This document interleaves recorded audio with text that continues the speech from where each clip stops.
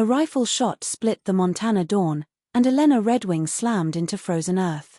The bay mare she'd been working with spooked hard, reins tearing loose, leaving her crumpled in snow with her spine on fire and the copper taste of terror on her tongue. Through the high-pitched whine in her ears, she detected footsteps approaching. A man's silhouette blocked the pale winter sun from her face, and a harsh voice commanded, "Don't move." Elena had understood the gamble when she'd arrived at Iron Creek Ranch before sunrise. James Crawford refused to employ women. He refused to employ Indians. And he certainly refused to employ mixed-blood women who appeared uninvited with wild mustangs, and the nerve to claim his operation required assistance. Yet Elena had observed the Crawford Ranch losing horses for 3 months. Quality animals frightened and destroyed by a brutal horsebreaker. She'd tallied 17 sold for losses in Bozeman. 17 horses that deserved premium prices but fetched slaughter rates because they'd been too traumatized. She'd arrived anyway, before dawn, to demonstrate rather than request. She'd selected the bay mare, a 3-year-old with strong bloodlines and wary eyes, and began training in the corral behind the main barn where Crawford would spot her through his kitchen window at daybreak. It was risky, but Elena Redwing had been taking risks since her Lakota father abandoned her at the mission school and her mother's Apache relatives refused to acknowledge her. 28 years of being too indigenous for whites and too white for her own blood had taught her that locked doors meant nothing when you possessed valuable abilities. The mare had been progressing. Elena sensed it in the animal's respirations, how her weight moved toward confidence instead of panic. Then came the gunfire. Then earth met her body. Then James Crawford's face materialized above her like final judgment, all severe lines and steel-colored eyes, rifle gripped in one fist. "I said don't move." He dropped to a crouch beside her. "Where did it hit you?" "It didn't." Elena attempted to rise and her vision bleached white. The cry that escaped emerged in Apache, phrases her grandmother had taught her. "Christ." Crawford's palms pressed her shoulders down. "You're back. Your cursed rifle frightened the mare. She bucked me off. The gun wasn't targeting you. Wolves at the tree line. Couldn't see you down here." His gaze shifted toward the corral. "What in hell are you doing on my land?" "Training your horse. Better than you managed." Something menacing flickered across his features.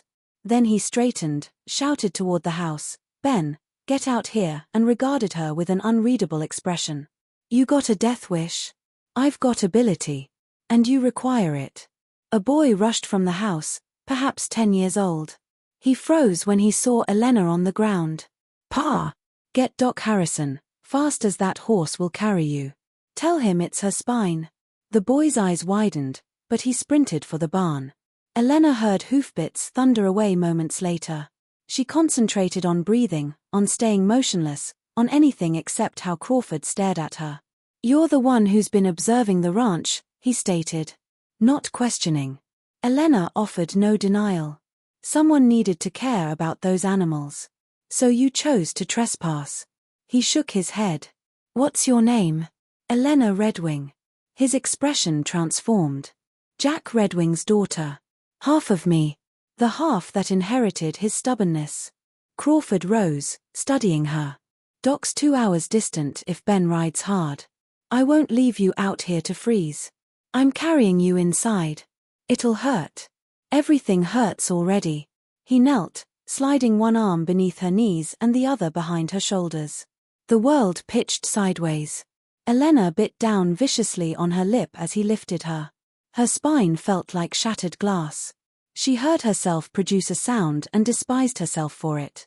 "Easy there. You'll worsen it. It might already be broken. Should have considered that before you broke onto my property. Should have considered hiring someone competent with horses before you destroyed 17 of them." He halted at the porch steps. "You tracked them. I track everything that has value." Crawford transported her inside to a parlor scented with wood smoke and old sorrow. The paintings revealed a woman's influence. The dust on the mantelpiece suggested that influence had vanished.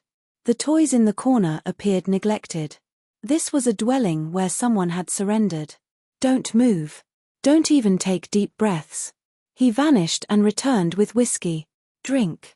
Elena managed several swallows. Crawford positioned himself by the window, monitoring the tree line, rifle still in hand.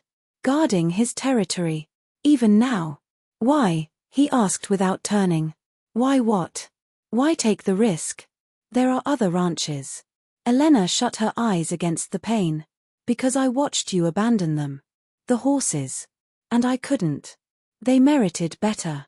When she opened her eyes, Crawford regarded her with an expression that might have been comprehension. You always make interfering in others' affairs a habit. You always make shooting near people a habit. The corner of his mouth twitched. Fair point. They waited. Crawford paced. Elena faded in and out. She surfaced to voices the doctor's measured directions, Crawford's clipped answers, Ben's anxious questions. 3 weeks at minimum, Doc Harrison announced. Flat on her back. No riding, no walking. She's fortunate could have been paralyzed. She has nowhere else, Crawford said, and Elena's eyes flew open. The doctor lifted an eyebrow. You're planning to keep her here? She arrived seeking work. Now she requires nursing. Seems appropriate. Elena attempted to sit and instantly regretted it. I don't require. You have no choice. You can't ride. You can't work. The boarding house won't accept a bedridden lodger. And the mission won't accept you at all. His eyes locked with hers. You know it's accurate. She did. Heaven help her, she did. I can pay for your visits, her care, whatever's necessary. Doc Harrison glanced between them. All right then. I'll return day after tomorrow. Keep her still. After the doctor departed, silence filled the house. Ben crept closer, examining Elena with childish frankness. Are you really staying here? Appears so, Elena said. Do you really understand horses? Better than most. Better than Pa? Crawford snorted. Go start breakfast, Ben. The boy scampered away. Elena observed Crawford sink into a chair, suddenly appearing older. This isn't charity. When you're healed, you'll repay it through work. Training horses. And if I can't? If my back doesn't heal properly? Then I suppose we'll determine something else. He rubbed his face. But I observed you with that horse. Even in darkness, I could see it. You possess a gift. The words settled into Elena's chest. How long since anyone had acknowledged what she could accomplish instead of what she was? Why are you doing this? Crawford stood, approached the mantel, touched the frame of a painting. A woman with gentle eyes and Ben's smile. My wife died 2 years back. Fever. Ben scarcely remembers her voice anymore. His hand dropped. This house has been dying too. Slowly, like a horse that's lost its will to run. He turned toward her. Maybe you'll remind us how. Over the following 3 weeks, Elena existed in Crawford's parlor. Ben delivered meals and countless questions. Crawford brought quiet and work, settling at the desk each evening to manage ranch accounts. She discovered things. Ben's full name was Benjamin James, after Crawford's father. Crawford had constructed this ranch from nothing, beginning with a land claim when he was barely 20. His wife Catherine had been a schoolteacher from Boston who'd fallen for Montana's sky. Her death had shattered something in Crawford that he'd concealed with work. She learned Crawford woke at 4:30 every morning. That he drank his coffee black and his whiskey straight. That when Ben laughed, truly laughed, Crawford's entire face transformed. And she discovered things about herself. That remaining still proved harder than breaking horses. That accepting assistance constricted her throat. That observing James Crawford navigate his house, solid, steady, morning, made her chest ache with feelings she had no claim to. On the 18th day, Doc Harrison declared her capable of sitting. On the 20th, of standing briefly. On the 22nd, Crawford carried her outside to the porch so she could view the horses, and the relief on her face provoked his laughter. Actual laughter, low and rusty. Thought you might be losing your mind in there. I was. Elena inhaled deeply. Thank you. He shrugged. Can't have my new horsebreaker losing her sanity before she starts earning her keep. I've been considering. Ben should learn about horses. Truly learn not just how to saddle and ride, but how to comprehend them. Crawford leaned against the porch rail. You offering to teach him? If you'll permit me. Might give him something to invest himself in. He remained quiet briefly. Agreed. So it commenced. Elena taught Ben in the mornings when her back felt strongest. She taught him how to interpret a horse's ears and eyes, how to approach with respect rather than dominance, how to gain trust through patience. Ben proved natural, gentle-handed, and intuitive. Crawford observed too, pretending he was inspecting fences or repairing tack, but Elena always sensed his eyes on them. In the afternoons, Elena commenced working with the problem horses. The bay mare first, who remembered her. Then a chestnut gelding who'd been rope-burned. Then a paint pony who'd never been properly handled. Word traveled. Other ranchers brought their difficult horses, attracted by rumors of the half-Apache woman at Crawford's place who could gentle anything. Money began arriving. Substantial money. Crawford raised an eyebrow when she handed him her portion of the training fees. For my keep. I don't accept charity. Never figured you did. But you're earning more than keep. This is a partnership now, whether you intended it or not. Partnership. The word settled between them like a vow. Winter intensified. Snow fell heavily. Elena relocated from the parlor to the spare room upstairs. She and Crawford established a rhythm: work, meals, evenings by the fire with Ben between them, reading while the adults pretended not to notice how natural it felt. But Elena noticed. Heaven, she noticed. How Crawford's hand grazed hers when passing the coffee pot. How his eyes remained on her face when he believed she wasn't looking. How his voice gentled when he spoke her name. She noticed when he noticed her too. Witnessed the confusion in his expression. Witnessed the guilt that pursued, as if he were betraying Catherine's memory. Witnessed the moment he began withdrawing. It pained her more than her back ever had. But Elena comprehended it, comprehended loyalty and grief and fear. So she granted him space and concentrated on the horses and convinced herself that partnership sufficed. Then the wolves arrived. Late February brought bitter cold when Elena woke to horses shrieking.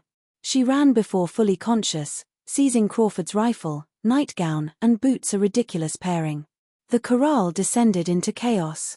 4 wolves, gaunt from hunger, had penetrated the fence. The horses panicked. At the center stood the bay mare, rearing and striking, attempting to shield the younger horses clustered behind her. Elena fired, missed, fired again. 1 wolf collapsed.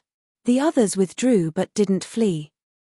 Then Crawford materialized beside her, his own rifle steady, and together they forced the wolves back.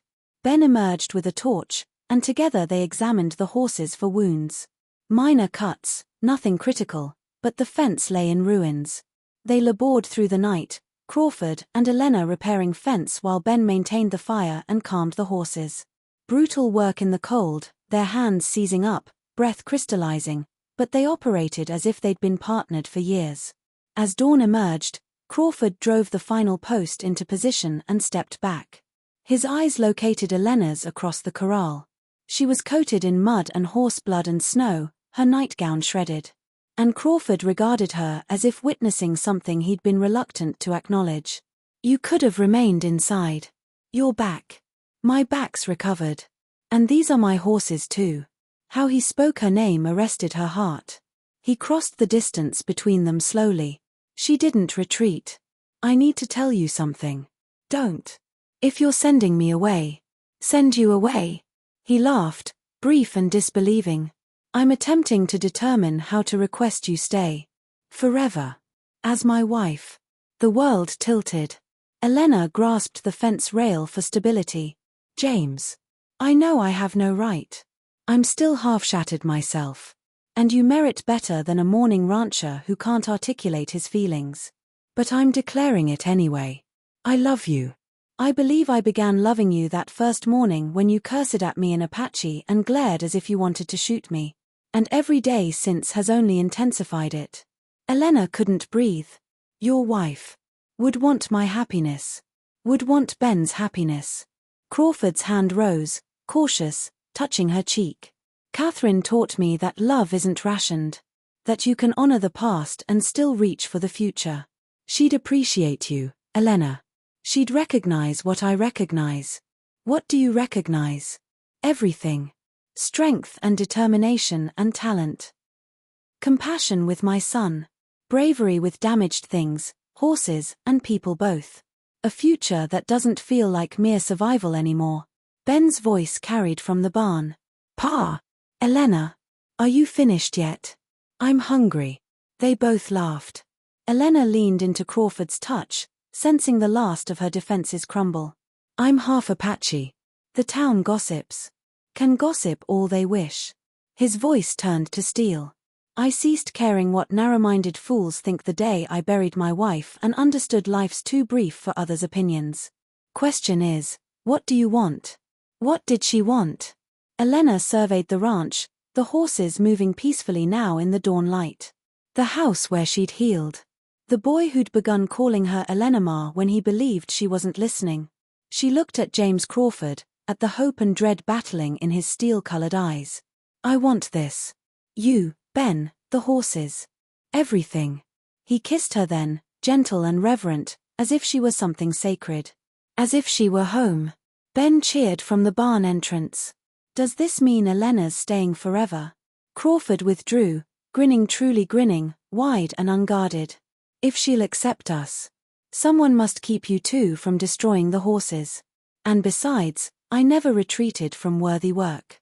They married a week later in the parlor where Elena had first recovered, with Doc Harrison as witness and Ben as best man.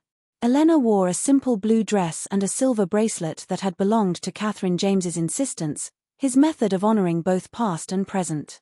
They spoke their vows with the windows open to admit the spring air and the sound of horses softly nickering. That night, seated on the porch with James's arm encircling her and Ben asleep against her shoulder, Elena observed the stars materializing over the Montana horizon. She contemplated all the closed doors behind her, all the occasions she'd been informed she didn't fit, didn't belong, wasn't sufficient.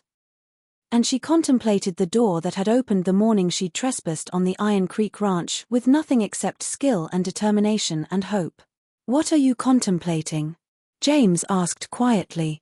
Elena smiled, settling deeper into his warmth. That sometimes the finest things in life commence with breaking the rules. And breaking your back. That too. She turned her face upward to kiss him. Worth every moment. The ranch lights radiated warmth behind them. Inside, the house that had been dying was reviving, filled with voices and laughter and the sound of family. Outside, the horses moved calmly under the starlight, gentle and trusting, as if they understood they were finally home.